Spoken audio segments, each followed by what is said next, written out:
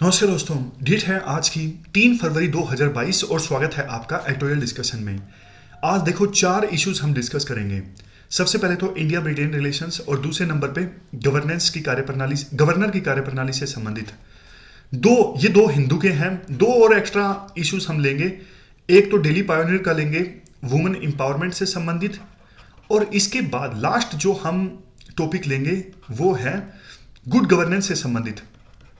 ये GS paper 2 का एक टॉपिक है। गुड गवर्नेंस से संबंधित टॉपिक जो है हम ब्रीफ में जल्दी से रिवाइज कर लेंगे। चलिए डिस्कशन स्टार्ट करते हैं। First important article India Britain relations से संबंधित है। आप जीएस पेपर सेकंड के इस टॉपिक से आर्टिकल को रिलेट कर सकते हो। क्या कंटेस्ट है?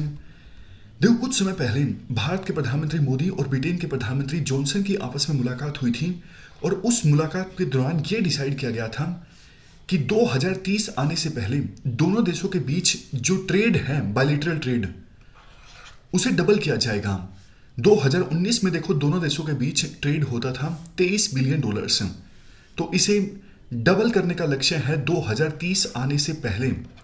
इसी लक्ष्य को अचीव करने के लिए पिछले साल के अंत में दोनों देशों ने फ्री ट्रेड एग्रीमेंट साइन करने के लिए नेगोशिएशंस स्टार्ट कर दी हैं। आगे बढ़ने से पहले हम फ्री ट्रेड एग्रीमेंट का मतलब जान लेते हैं। देखो, फ्री ट्रेड एग्रीमेंट ये एक समझौता होता है दो या फिर दो से अधिक देशों के बीच। इस समझौते में डिसाइड किया जाता है कि दोनों देशों के आपस में ट्रेड करते वक्त जो भी रुकावटें आती हैं उन्हें कम किया जाए। रुकावटें देखो कुछ भी हो सकती हैं, जैसे दो देश ए और बी आपस में ट्रेड करते हैं, टैक्स काफी ज्यादा है, इंपोर्ट ड्यूटी काफी ज्यादा लगती है, तो ये भी एक रुकावट है ज्यादा ट्रेड में। इसके अलावा देखो कोई कोटा है, जैसे बी देश डिसाइड करता है कि हम एक ए देश से सिर्फ 1 टन मछली इंपोर्ट करेंगे, इससे ज्यादा नहीं करेंगे, यह भी एक रुकावट है। बट देखो, फ्री ट्रेड एग्रीमेंट जब साइन होता है ना दो देशों के बीच, तो फिर इस प्रकार की रुकावटों को या तो बिल्कुल ही खत्म कर दिया जाता है, जैसे टैक्स जो बैरियर है, टैक्स टैरिफ लगता है, उसको बिल्कुल ही खत्म कर दिया जाता है, या फिर नाम मात्र का टैक्स रह जाता है। यह होता है फ्री ट्रेड एग्रीमेंट दो देशों के बीच। तो इंडिया और ब्रिटेन के बीच अब नेगोशिएशन स्टार्ट हो गई है फ्री ट्रेड एग्रीमेंट साइन करने के लिए। इसके बाद राइटर कहते हैं दोनों देशों के बीच ट्रेड को इंक्रीज करने के लिए काफी सारे स्टेप्स भी उठाए गए हैं।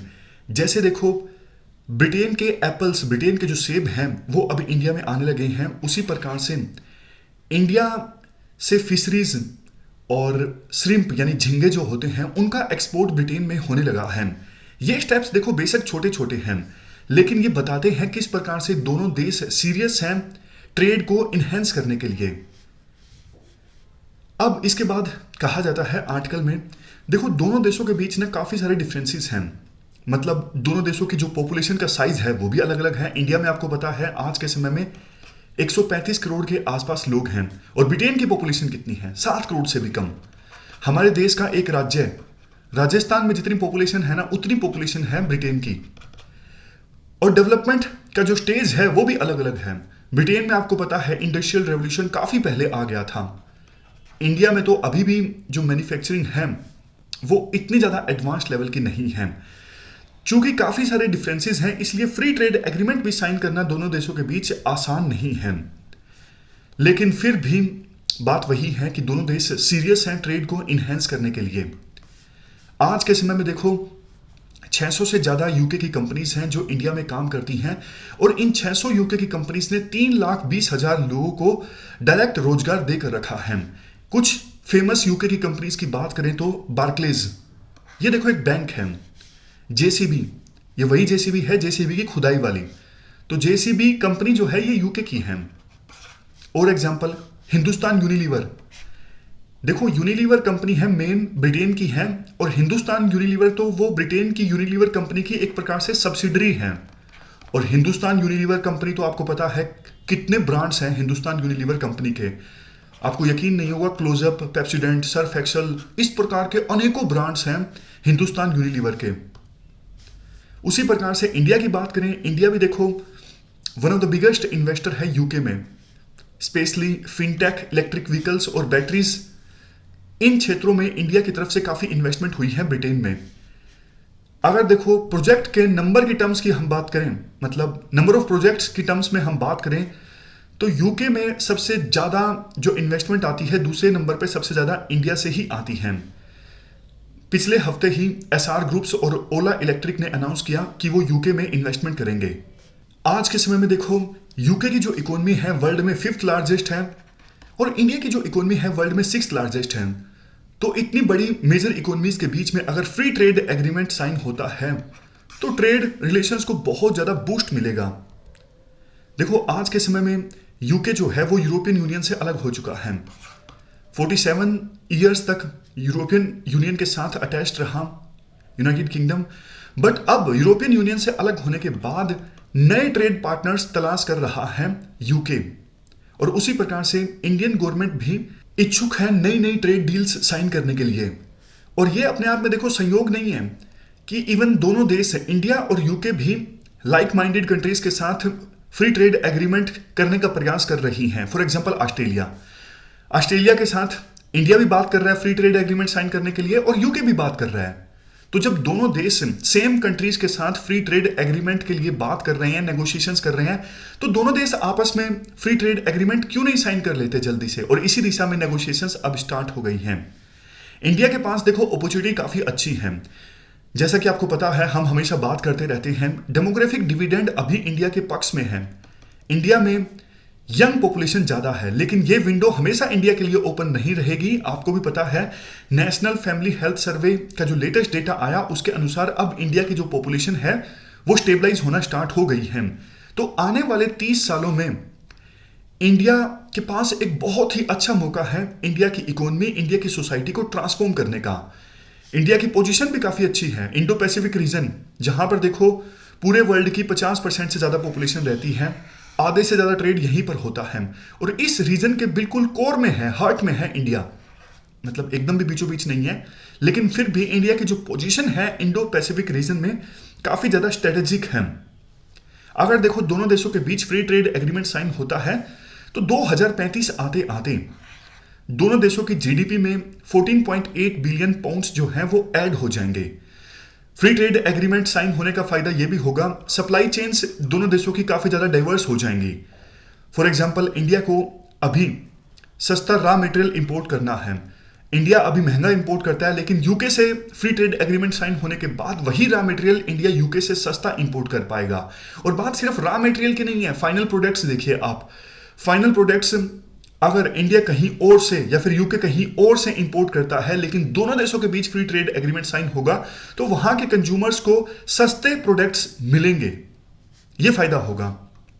दोनों देशों की एमएसएमईज को यानी micro and medium small enterprises को एक अच्छी मार्केट मिलेगी। इसके बाद राइटर कहते हैं चलो देखो बात सिर्फ दोनों देशों के बीच इकोनॉमिक रिलेशंस की नहीं है, रिलेशंस को इसलिए भी मजबूत बनाने की आवश्यकता है, इसके काफी सारे जियो स्ट्रेटेजिक फायदे भी होंगे।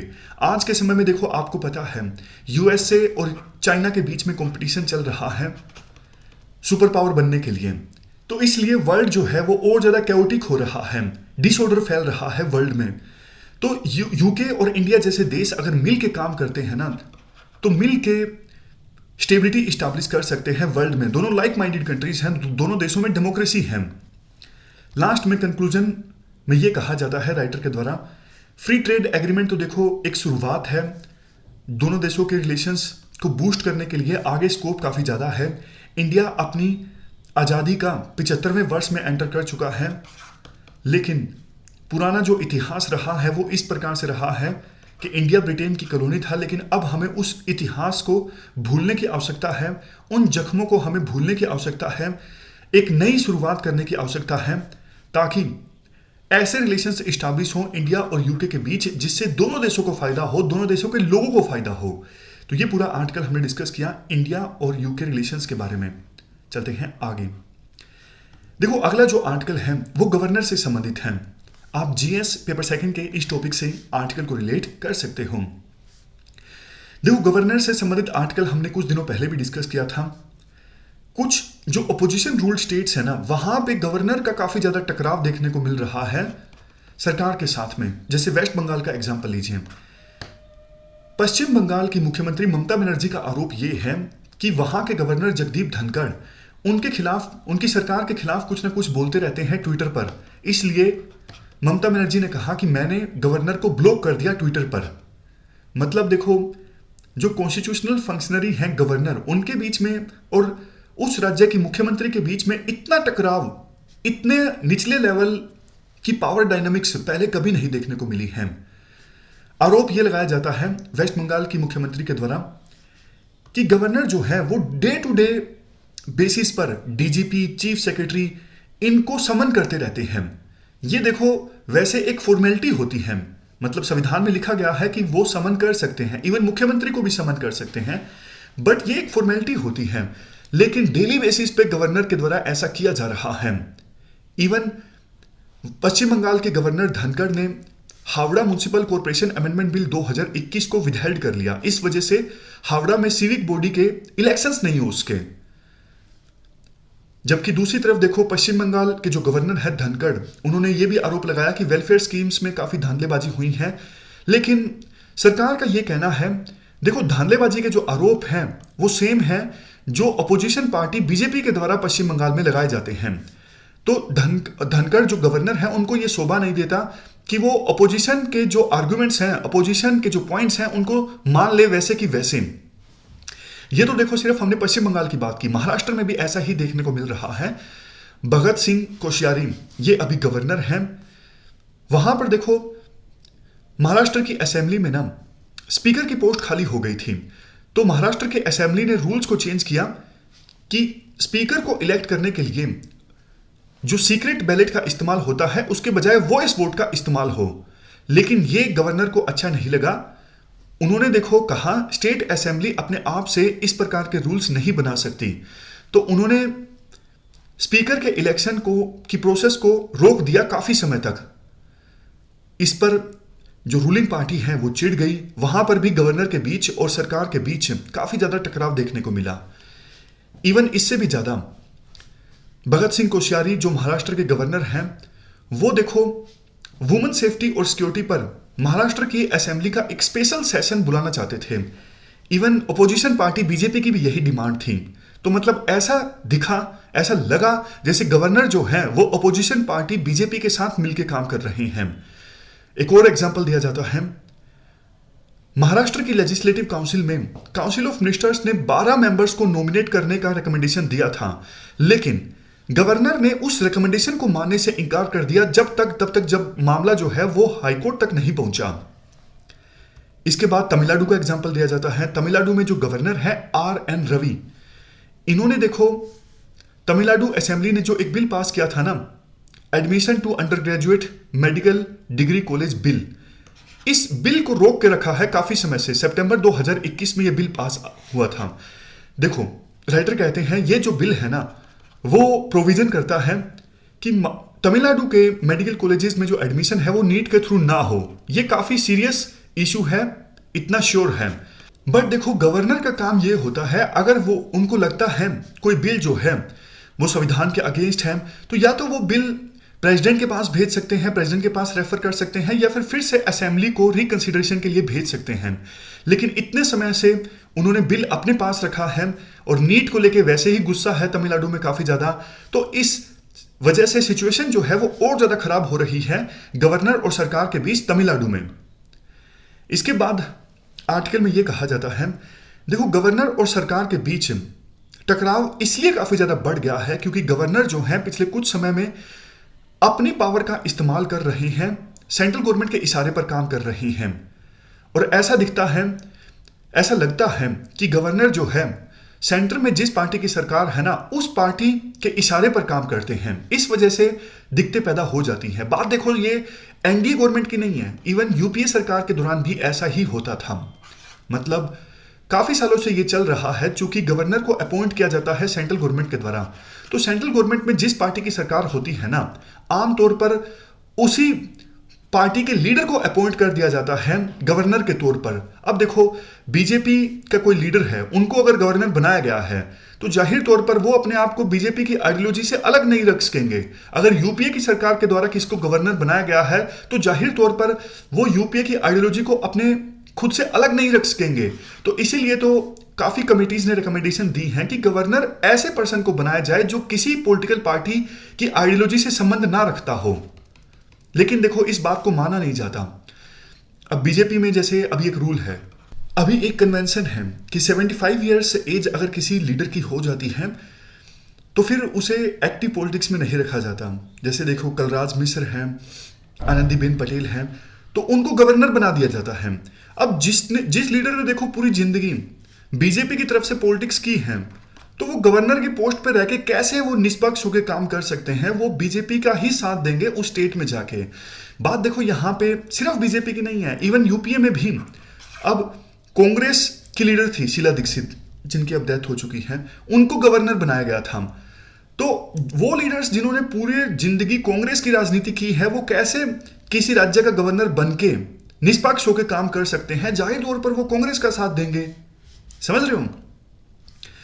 तो इसके बाद आर्टिकल में यह कहा जाता है, गवर्नर पर और भी आरोप लगते हैं। जैसे आर्टिकल 356 के तहत उनको जो पावर मिलती है कि अगर किसी राज्य की सरकार संविधान के हिसाब से काम नहीं कर रही है तो उस वहां पर प्रेसिडेंट रूल लगाने की जो रिकमेंडेशंस हैं वो गवर्नर दे सकते हैं।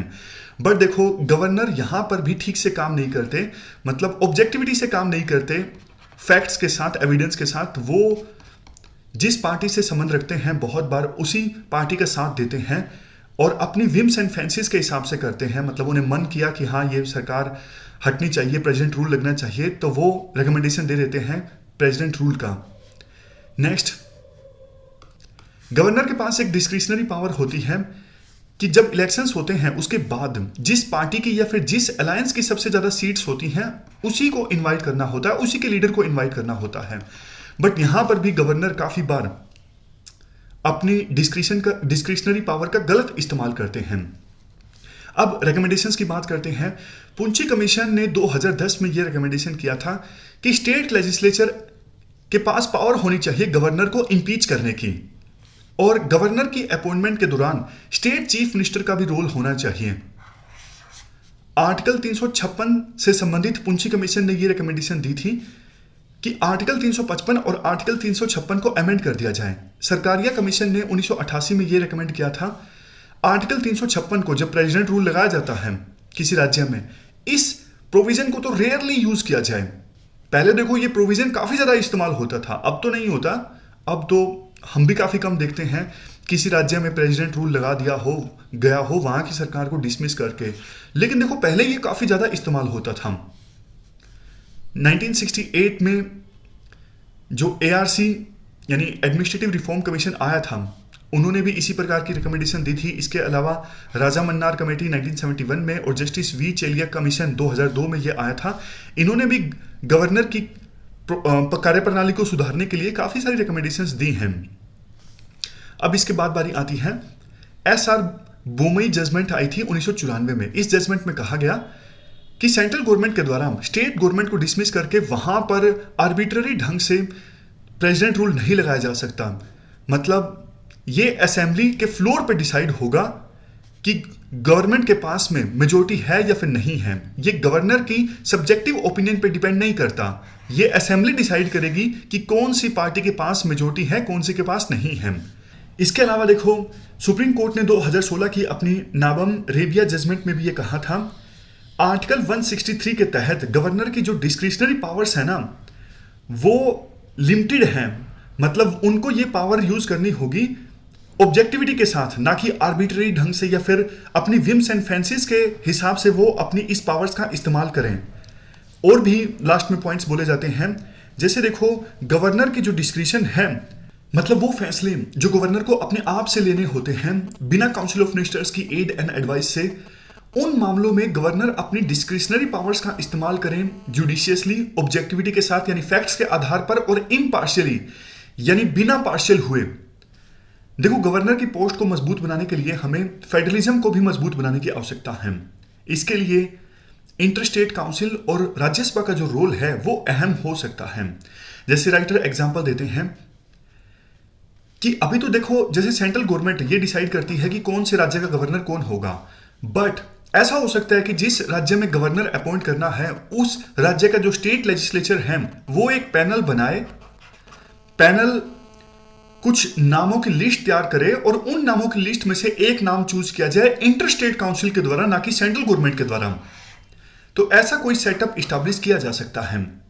बट देखो, ये सजेशंस हैं, सेंट्रल गवर्नमेंट इन चीज़ों के लिए कभी नहीं राजी होगी। अगर इन चीज़ों को हमें इंप्लीमेंट करना है तो हमारे पॉलिटिकल लीडर्स को पार्टी पॉलिटिक्स से ऊपर उठकर देश के हित में सोचना होगा, तब जाके ये पॉसिबल हो सकता है। तो ये हमने पूरा आर्टिकल डिस्कस किया गवर्नर की फंक्शनिंग से संबंधित।